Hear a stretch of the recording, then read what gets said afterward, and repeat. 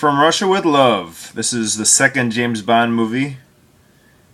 It's top 3 James Bond films.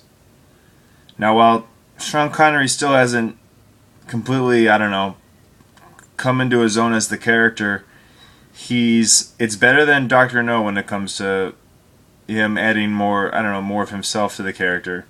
Wait, is that even a good thing or a bad thing?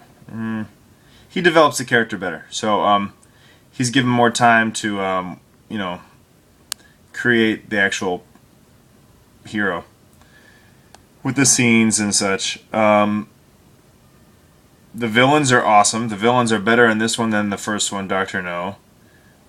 So if you compare it to the first one, it's a much bigger movie. There's a lot more locations involved. The one, I say Ursula Andress is a little bit prettier than the one in this one. I don't know her name. The action sequences in this one are much better. This one's got that feel of what a James Bond movie should be because he travels around the world. He's in, I think, Turkey or Eastern Europe. He's got to take some train halfway towards the end, and he runs into the assassin who's trained to kill him. Red Grant, and Robert Shaw plays that character really well. And he's got a boss, this Rosa Kelp woman.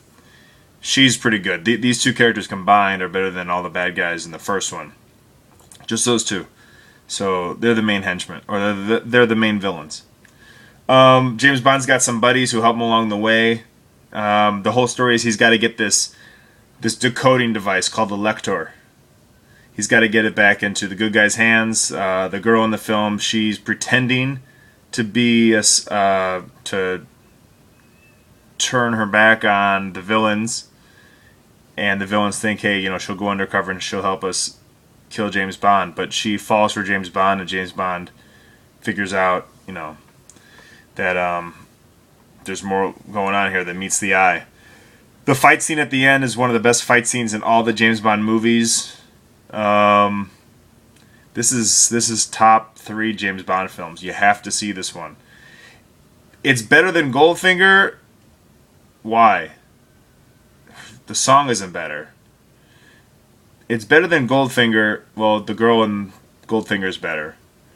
But this one's got better villains. I know what you're saying. Odd Job and Goldfinger. Well, these two are better.